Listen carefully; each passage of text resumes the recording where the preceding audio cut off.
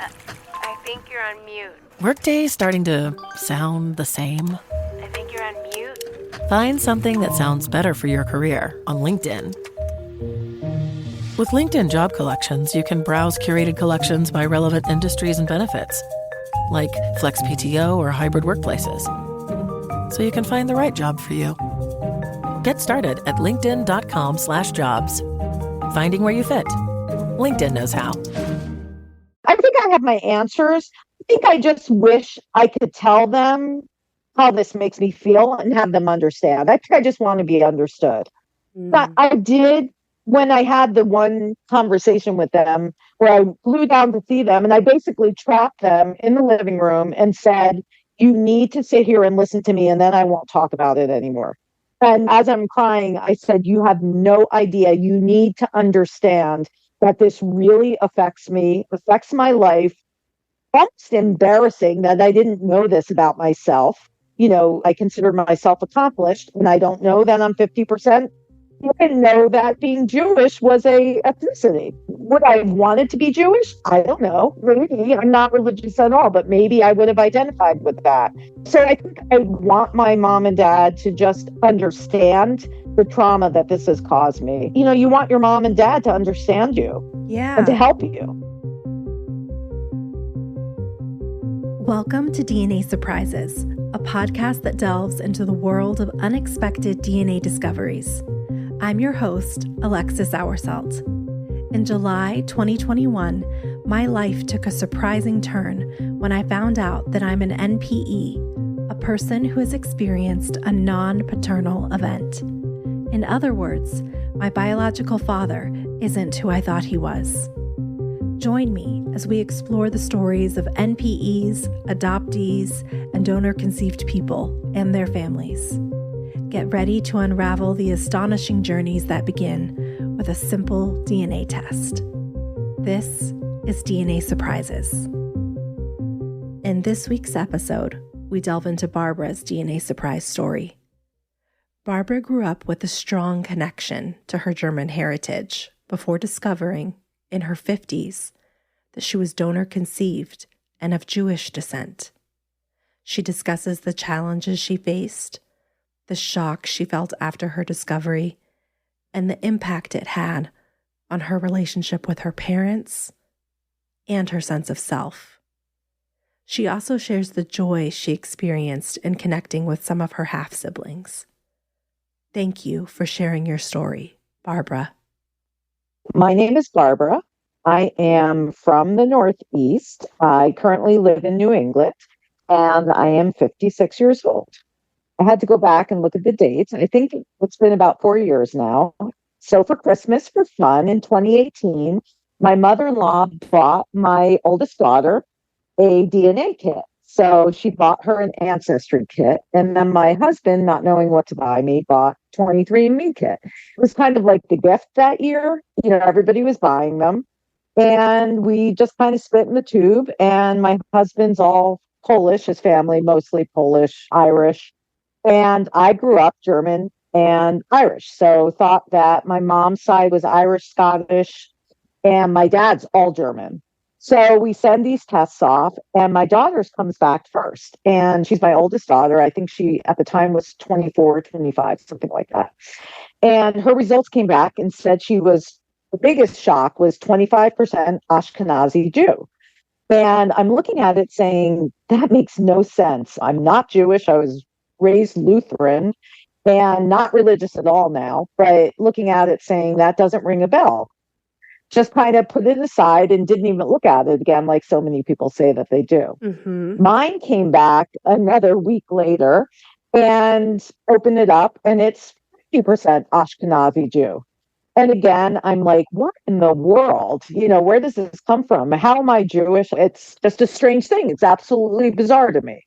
And then the other half was, I guess, what you would expect. So we look at DNA relatives. And again, I look at mine, and there are so many second, third, fourth cousins, all with Jewish last names. And And it's kind of like being thrust into Alice in Wonderland. You're looking around going, where am I? Like, who are these people? I've never met any of them. Did you believe the results when you got them? Or were you thinking there was an error? What did you think? It's funny. I never thought that there was an error. I didn't go there. I don't think I ever not believed it.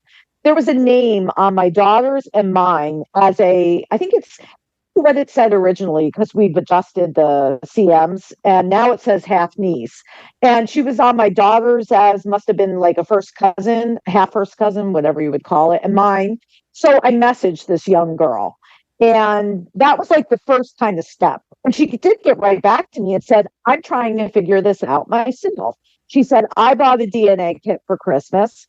And she must have bought both of them or bought one and then quickly did the second one. And she said, my dad has such a small family. I wanted to learn more. And I'm like, well, I don't know either, but somehow we're related and we can't figure this out.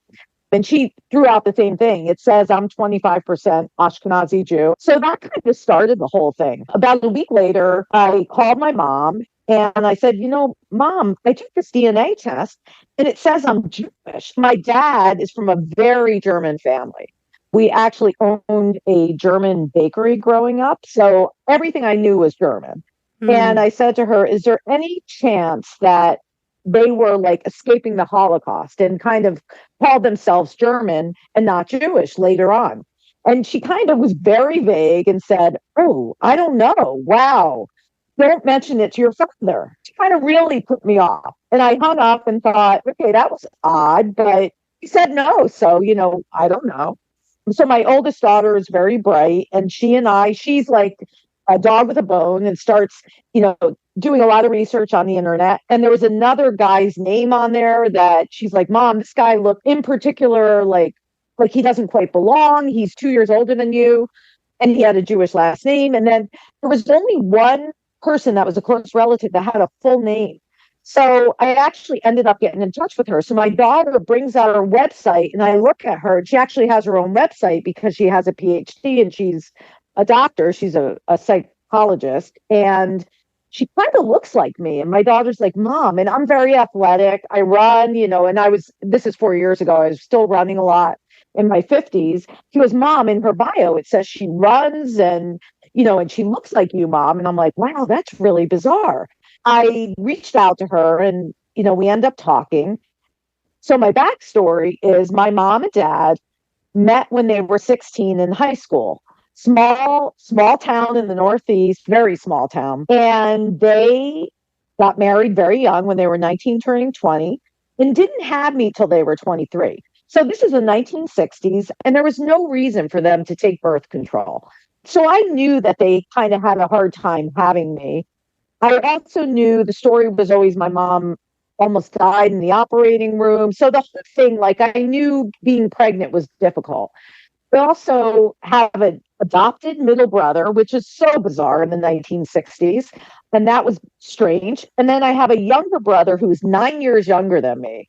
So I have a very odd family. The family never really went together, if that makes any sense. But again, this is the 1960s, 70s.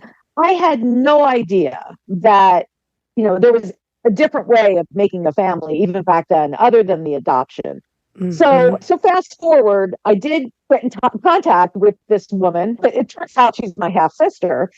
She knew the story, but she's a great psychologist and did not want to out it for me. Okay. She wanted me to figure it out myself, and not in a rude way, just more in a gentle way. So I got the idea that my parents must have done some sort of insemination and somebody must have stole my dad's sperm. That's where I went with this. Oh. So I'm trying to tell her that my dad might be her dad. Okay, so yeah, it's so interesting to me, the mental gymnastics that we do, right? Of just trying to make it make sense, but also where it doesn't make us the NPE in the situation. Yeah. And again, Alexis, never in a million years did I think I was an NPE or donor conceived. I mean, so finally one day I get to this point where it hits me and I said, oh my goodness, I'm looking at the ancestry account. I see some of my mom's distant relatives, and I walk in the house and I said to my husband, and I go, oh my goodness. I go, my dad's not my dad. That's what it is. I didn't see one ancestral name on my relatives that belonged to my father. And I was so in shock. I just couldn't believe it. So, another going back to the backstory again, my mom's whole side of the family are very curvy women. They all have boobs and they have hips and they have kind of thighs and they're, just curvaceous. I've always been a stick. My dad's tall and lanky. So my go-to was always, I look like my dad. Did I look like my dad? Not really. We both have sharp noses, but other than that, he's just kind of thin and I was thin. So, I just assumed, again, like you said, where your mind goes to this, I just assumed I look like my dad. It's just so strange to me now that I was so wrong, When that realization hits you and you go, my dad is not my dad, how are you right. feeling when that hits? Sickening. I was sick. Because again, Alexis, I just can't wrap my head around and I say uneducated with love. They didn't go to college. My uneducated parents it turns out, went to New York City for a sperm donation. Like, who does that in the 1960s? Like, how did that even come about? I was so in shock. I couldn't believe that this happened. So, you fast forward a little bit. So I'm putting the pieces together because, again, I knew my mother brushed me off and I knew it wasn't something I was going to go back to her. So, I walked into my husband, said, oh my God, my dad's not my dad. And I must be Jewish. They must have used someone Jewish. So again, that name that I told you before that was 2 years older than me, I put it together. He had a tree on Ancestry, and he and I are related. And one of his, I don't know, cousins was also one of my cousins. And that's kind of what put it all together. He was actually very gracious. I ended up getting in touch with him. He's a psychiatrist. Oh. So I have all these, again, I'm from a blue collar family with all these professional half relatives. I end up talking to him. He was very kind. He goes, I had no idea. This was actually his father that he was raised with. That I said to him, I think your dad is my biological father. And he goes, I don't know. You're going to have to prove it to me. And I said, well, here is your second cousin or your first cousin, and she's my second cousin. Why would that be? And he goes, wow, I need to think about this. So his dad is deceased, died years ago. And he said, I could see my dad doing that. He might have given sperm back in the day. So I had 2 sons. And I think as an OBGYN resident in New York City, the world was so small. You didn't advertise that you were doing this. It was a fertility clinic, which I later found out from my parents, that it just had started. And I think it was a word of mouth thing that they would call a doctor. Hey, I have somebody coming in at noon today. Can you come in? And I think this other guy, I can call him E, it was his dad, that was my donor. You quickly realized that you were donor conceived. Before you made that connection, did you wonder, did your mom have an affair or anything like that? Or were you instantly like, I was donor conceived? Never, ever, ever thought my parents had an affair. We've been married 60 years next year. Never, ever, ever went there. Never thought that. Wasn't even a thought to me that my mom had an affair. So you put the pieces together. You connect with technically your half brother, right? And he says, okay, that sounds about right. Must be it. Right. At what point do you go to your parents and say, I figured this out? So maybe this is the spring of 2019. And as I'm talking to E, he says to me, let me send you some pictures of my dad. And, you can see all these pictures. So I have 3 children. My youngest looks nothing like my husband, absolutely nothing like my husband. She looks like me, but I can't put my finger on who she looks like. And I've said to my mom over the years, I think my youngest daughter, she looks like. And my mom would always say, "Oh, no, I don't know," just kind of brushing me off, brushing me off. And he sent me these pictures, and it was like a Saturday morning. I remember it so clearly. I get up in the morning, wake up, look at my phone, and I have a bunch of pictures. And I open the picture of his dad, my biological father, and my daughter looks exactly like him. And that's, you say that you have the emotional moment. I think you said when you left your meeting your bio dad, you came home and you just like lost it basically. Yes. That was my moment. I cried and cried and cried for an hour or two. And I hadn't had any tears really until then. But there's something about being a mom and looking at your daughter, and she looks exactly like this man you've never met. It was awful. So awful. I ended up making myself sick. I ended up having colitis that summer. I did all this testing, ended up having a blood clot that went to my bowel. I mean, that's like a lot of information maybe you don't Wow. need. No. I completely know that it was from stress because I am a very healthy person. I have no stomach issues, nothing wrong with me. It was absolutely from stress.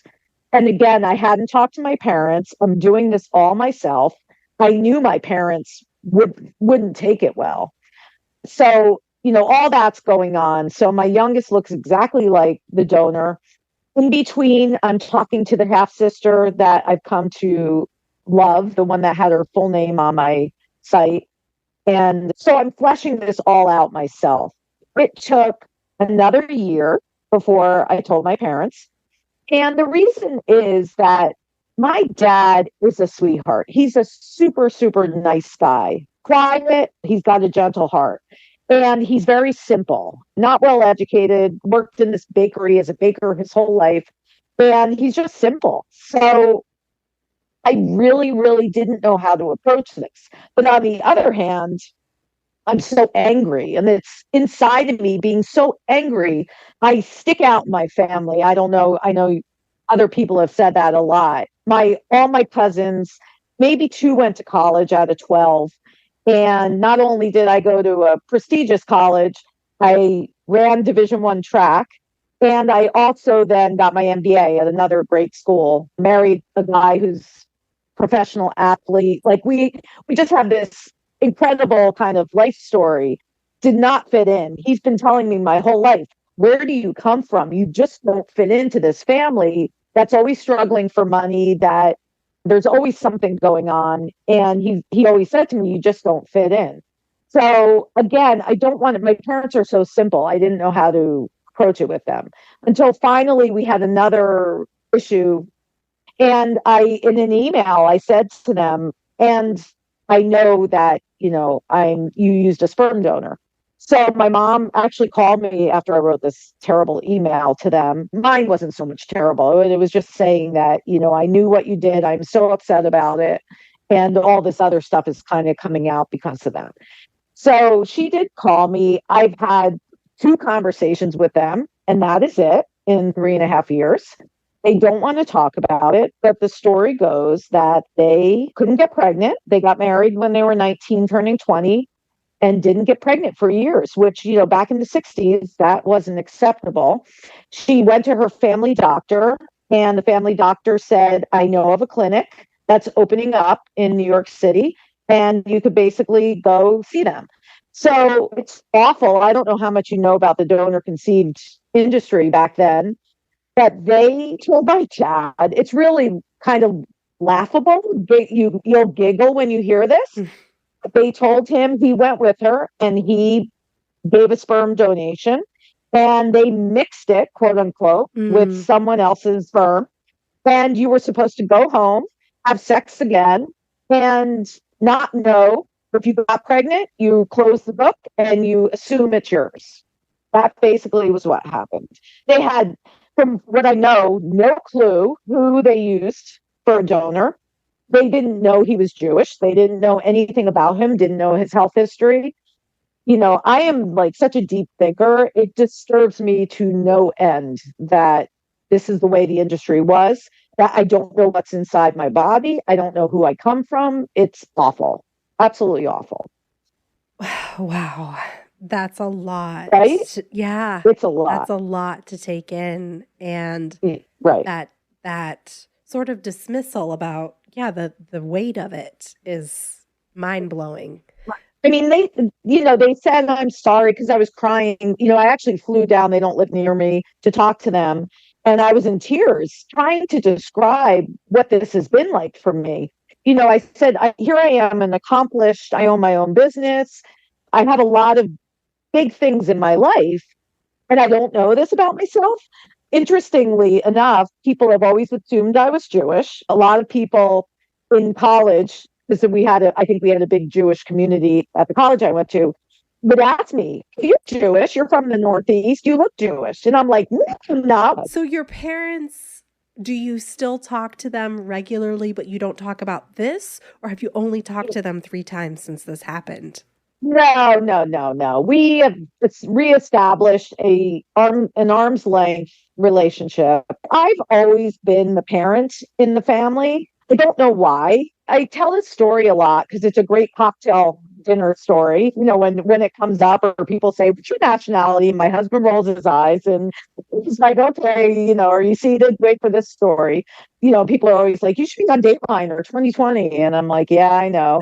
So, going back again, I felt like the black sheep. So again, my parents are very simple. They owned this family business, or my grandparents did.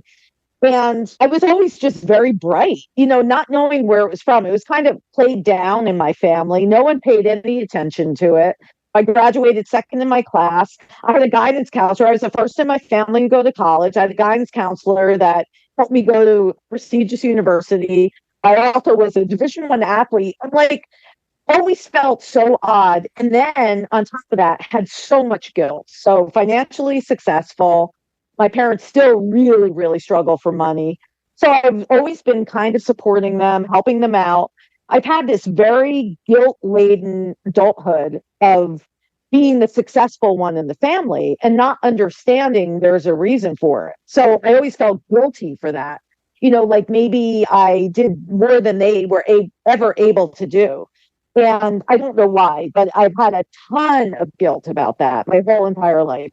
And then the struggle with, how much do you help them? What do you do? It's not my husband's fault that they mismanage money and haven't taken care of things. That's been the one silver lining to kind of come out of this, is now I know that I don't have the same DNA that they have.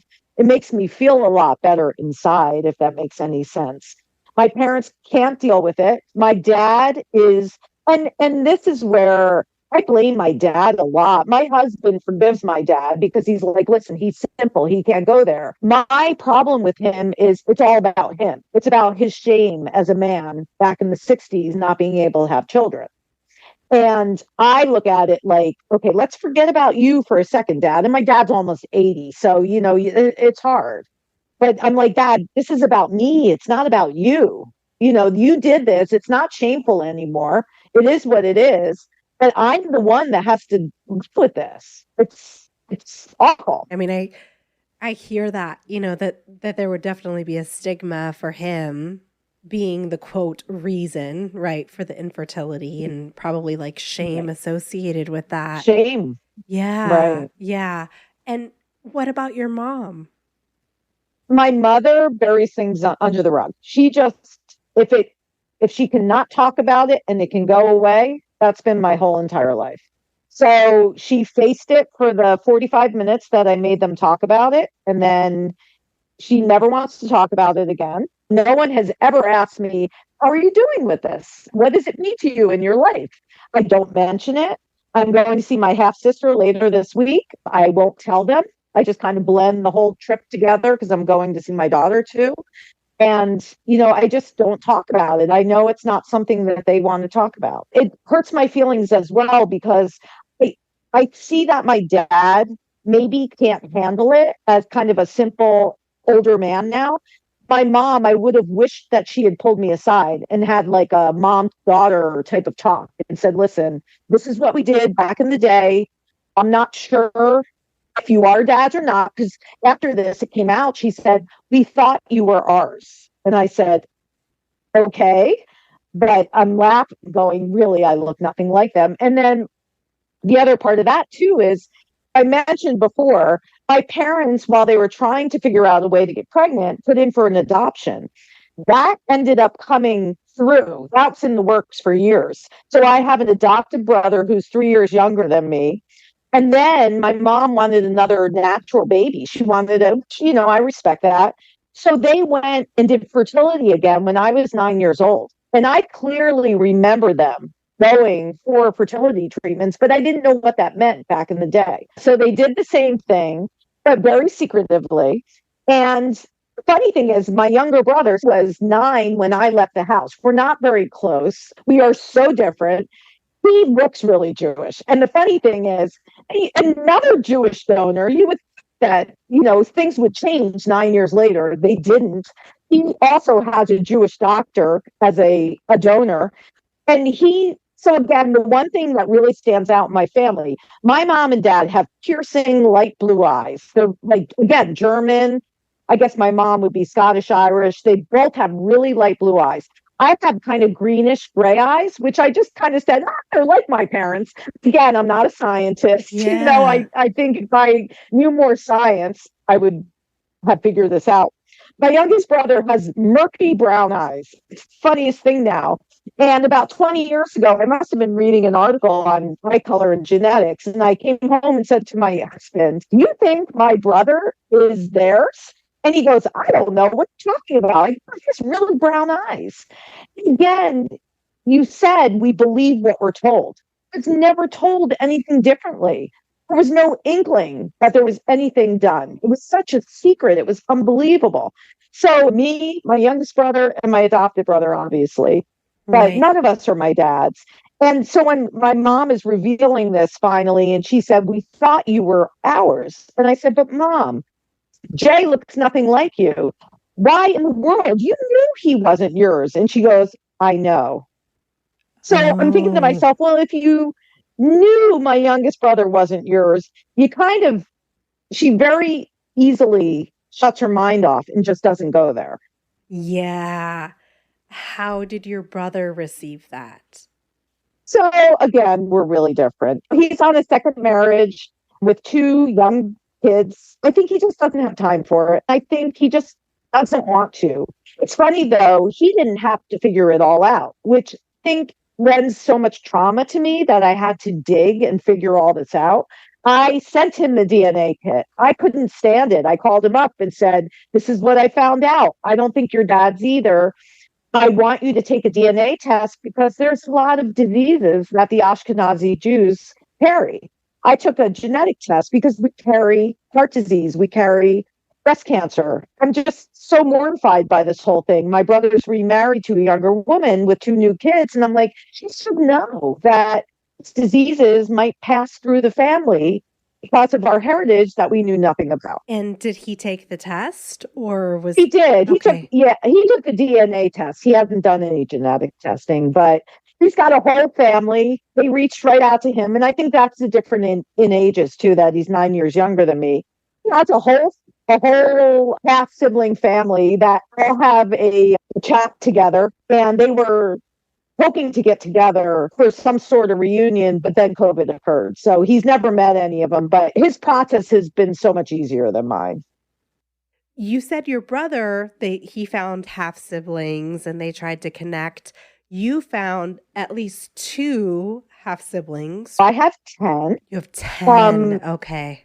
Again, so disturbing, Alexis. It disturbs me to no end. So I think I'm up to 10 donor conceived half siblings, and he had 2 boys of his own. I have like 5 girls, 5 boys, half siblings. A couple of them do not want to know anything about it. They know that they don't want to, like my brother. They just don't care. They like their own families. They don't want to go there. It's super interesting, the different feelings. On a really fun note, I won't name names, but you and I can talk after. Mm-hmm. I have a half sibling that is the child of an extremely famous actress. Oh. And it's not public. I reached out to her because her name, she has a pseudonym on the ancestry page that I was able to find on another website and it had her real name. And I'm Googling it and I'm like, oh my goodness, that's her mother. And it's not public. She grew up thinking her father was a different Jewish doctor who was an older man. And so I think when she got her results, she probably just looked at the ethnicity and she was like, yeah, that makes sense. So when I reached out to her, I reached out to her a few times. She just doesn't want to believe it. But she and I look so much alike, and that's so disturbing. So again, I've never looked like anyone in my family. And now all of a sudden I have all these people I look like. Again, another thing that I think is so interesting, all 10 of us, the ones I know about anyway, I half probably have PhDs or are medical doctors. The other half are all successful. And again, I joke with my husband all the time that it's so nice to meet a half sibling and not have to pay for dinner. That's always been my experience with my family is, if we go out, our credit card's always the one that's getting whipped out. That's just a sticking thing with me. That's been so interesting. Yeah, that you found these people who you all grew up, for the most part, I imagine, like separately. I don't know if there's any sibling pods, and then all have these similar life experiences and, you're all intellectual. And so I think you mentioned that you were going to meet a half sister. Yeah, so this one half sister, the first one I found was like finding a puzzle piece in my life. When I met this first half sister, I talked to her on the phone and she goes, Barbara, I've always wanted a sister. And, I could have cried because I've never had a sister. And she and I, a few years ago, met in Chicago for a weekend and we did not stop talking. And we are built absolutely the same. Like I said, she's intellectual. She gets me. I absolutely adore her. I've seen her 4 times, maybe. She lives on the other coast, so that's a little difficult. But she and her husband actually came out to meet with my husband and I. We got along great. The two of us now are going to meet the newest half sister, who is also a doctor, this weekend. So I'm really excited. She's 2 years older than us, which makes me a little nervous because we are all 56 and this one sister is 58, which makes me think my donor either donated a couple times and then stopped for a while, or I might have 100 siblings out there. It's really disturbing. So I'm in touch with 2 male half siblings and then these 2 other women. And that's it. The other one, the famous actress daughter, doesn't want anything to do with anything. And some people you can't find because they use just a first name and they're hard to, locate. But every, 6 months to a year, another one pops up. So it's really interesting. How do you feel when you see another one pop up? Now I feel the more the merrier. I'm fine with it now. I think it's a little disturbing, though, that I think the industry disturbs me, that there was no controls, that this guy probably, from what I've read about it, made $20, $25 every time he gave a sperm donation, which I've read is several $100s today. So he was supplementing his income. Another really interesting fact that I'm so grateful I kind of grew up with the dad I have, because my sperm donor's actual son says he wasn't the greatest guy. He was a narcissist, extremely intelligent. He was part of Mensa, which I don't know if you know what that is. Yeah. And back in the day, it was like a high IQ society. Mm-hmm. Very bright guy, loved to read. It explains so much. I'm not walking around saying I'm part of Mensa, but I've just always been very academic. Again, in a family that wasn't thing. And I asked this guy too, I'm like, was your dad athletic? And he said, he didn't play an organized sport, but he was always on the basketball court or playing tennis or something like that. So I think so much of me came from this donor that I've never met, which is so bizarre. With this brother that you found, that it was Yes. his, raised Actual son. Yeah. Yes. Have you established any sort of relationship with him, or was it more like you got the information and then moved on? It's a little quirky. For instance, I asked him for some more pictures for this weekend. I've asked him 3 times and he hasn't gotten back to me. I actually had breakfast with him once when I was in the town that he was in, and we chatted. I don't think we'll have a real relationship. He thought it was amusing that he had sisters because he never grew up with sisters. But the pictures he shows me, he's like, he even said to me recently, he goes, I saw your picture on Facebook. You look just like my aunt, my dad's sister. I have this really bizarre, kind of frizzy, curlyish hair that I'm always constantly trying to straighten. I never knew where this hair came from. And I look just like his dad's sister. She has the same hair. And then the sister I'm going to meet this weekend also has the same hair. And the actress's daughter also has the same hair. It's an interesting, bizarre thing. Yeah. So, as you mentioned at the beginning, you didn't realize that there kind of was this infertility industry back when you were No. conceived. Have you since Yes. connected with other people who are around your age and share this experience? Or how are you connecting with others? Right. And there's Facebook groups. So, interestingly enough, the first one I found was donor conceived, DNA donor conceived. I never found the MPE ones, which is why I wrote to you to say, hey, my story's so different. I assumed everybody who found out was donor conceived. It never occurred to me that people had dads because they were cheating or something, or just covering up some crazy story. Yeah. So I've just found Facebook groups, not, I've never gone to any groups. It's a very isolating, emotional, deep trauma that I feel very alone with. I can talk to my half sister when I see her, but she's far away and we're on different time zones. I saw a therapist for a while. I know a lot of people recommend that, and she was really helpful. She wasn't versed in any kind of donor conceived or adoption type of issues, but she was gentle and she kind of made me look at the situation with my mom and dad and basically said, what's radical acceptance? You need to accept them or not accept them. It's your choice to accept them. But she was really helpful. So that's kind of how I dealt with it. But, I have a very, very hard time.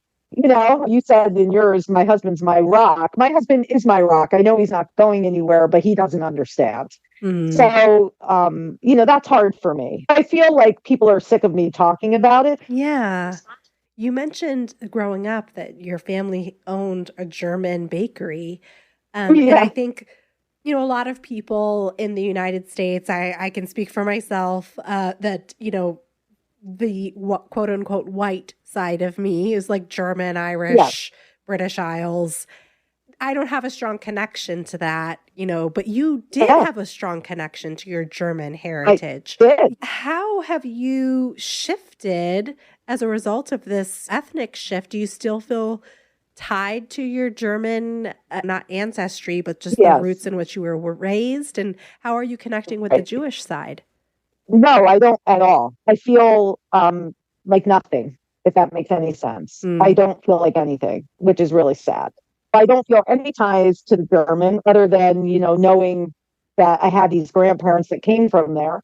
But yeah, you lose such a part of yourself. Going back again, I think deep down my parents knew. I was never brought up with a family that said, oh, you look like grandma, or your nose is so-and-so's, or wow, you got that hair from your aunt. And I think deep down, I knew something wasn't right, but I couldn't put my finger on it.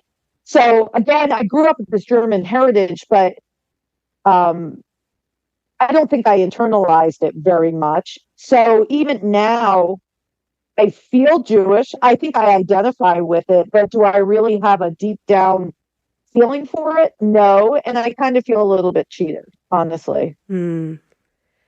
What's next for you? Do you think you'll look more into that, or where are you at with it? I think I'm too old to do that. That sounds sad, but I'm in my mid to late 50s. No, I think I have too much else going on in my life. What's next for me would just be exploring. I am just thrilled to meet this new sister this week. And my one sister that I'm going out to see, I have so much more in common with her. I'm close to a cousin or two on my mom's side of the family. Other than them, I don't identify with anybody in my entire family. And it's so funny to meet people who right away you're like, oh my God, I feel you. I am you. You're what I've been looking for my whole life. So, if there's a silver lining, that is it. It's wonderful. It's the best thing ever to have these especially this one woman in my life, and then hopefully this other one. I always ask this when I speak with donor conceived people because I think it's really important to center your voices when we talk about donor conception in the fertility industry. And I'm curious what your thoughts are on any changes that should be made or what you would say are, best practices for a parent who may be considering using a donor. Right. I have such mixed feelings. As a woman, I loved being pregnant, and my heart goes out to anybody who can't get pregnant and perhaps has to use a donor. I think I'm all about a lot of regulation, definitely a limit on how many they can have. As I'm staring at, there could be 100 half siblings out there in this world that I might have met and dated back in the day. Who knows? Because a lot of us were in the kind of tri-state area there. Yeah. So I'm all for regulation. And so I'm not against it, but I think no secrecy. I mean, there just can't be secrecy. It's awful. It's an awful thing. Mm-hmm. You touched on some of this earlier, but I just want to make sure that I give you the space here.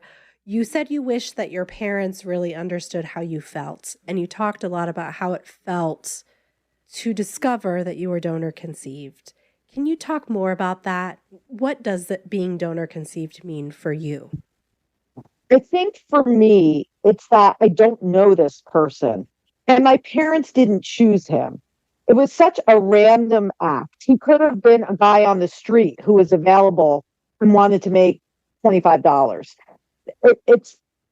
That's the part that being donor conceived that really bothers me. Maybe if I was a child in the last 20 years, where I know some parents who picked their donor and there was a reason and he has a name and you have a background. For me, being donor conceived means I don't know where I came from. I don't know what traits he had. I'm relying on his son to tell me, and I'm lucky enough that I even have that. But, I think being donor conceived just means, especially in the time that I grew up, not knowing anything about myself. And it's just very disconcerting. I can't rely on anything I've been told in the past about what I thought was true. You feel adrift. I feel like I'm a boat drifting out in the ocean, if that makes any sense. My half sister that I'm super close with now, her feelings, and she's a therapist, a psychologist, and she is not nearly as traumatized as I am. And the reason is that her parents told her about 10 years ago, her dad was feeling guilty and actually wrote her a letter and said, "This is what we did back in the day. You're not ours." Her discovery, so much less traumatic than mine. She was actually very grateful that her dad told her. She forgives her mom because they did eventually tell her, and her mom was just protecting her dad. So that was one piece that I think the way I found out. I do have another half brother that I am in contact with who was also extremely angry. His dad died and never told him, and they ran a business together. And he said that effing guy basically looked me in the eye every single day for the last 40 years and never told me this. What advice do you have for a parent who is keeping a DNA surprise from their child? I've listened to you say this to everyone, and I agree. I think maybe there was one person who said you don't have to tell them, but we are going to find out. The new generations are going to find out. They're going to have cancers and they're going to do, genetic testing. Tell them. It's so unsettling. If my parents had told me years ago, it would have been part of my story. I would have gone through the angst years and years ago, not when I was in my 50s, when it was just so much more difficult. So you have to tell them, honesty is always the best. Secrets are terrible. I firmly believe that. Yep. And what advice do you have for someone who just found out that they're donor conceived? Take it slow. It's so complex, and it's not going to be all good. It's not going to be all bad. I would say do your research, join your Facebook groups, do your reading, listen to the podcasts, and put your story together. I think another person had said, think before you act. Don't make those rash phone calls. and just take it slow and be very forgiving of yourself. It's so emotional. Like I said before, I wish I had had more help. I didn't know there were communities out there, and that's really what's so hard. I thought I was the only one and had so much stress that somehow I had some mysterious clot form in my body, and I don't want that to happen to somebody else. So you need to talk to somebody, know that there's a lot of other people out there like you, and just take a lot of deep breaths. I will say there are silver linings, and not everybody, I know a lot of people are searching for those half siblings, and it doesn't always happen. But if you find them, there could be some great silver linings to the story. And that's kind of what I tell myself every single day. Thank you for sharing that. Barbara, thank you for coming on the podcast and sharing you're right, very unique donor conceived story. I'm so glad that you've been able to connect with your half sisters and that that's going well. And I hope that things just continue progressing and that you find more and more peace with your story. Thank you. I appreciate that. Thanks again to Barbara for sharing her story. If you have a DNA surprise that you'd like to share, please submit your story at DNAsurprisespodcast.com. Until next time.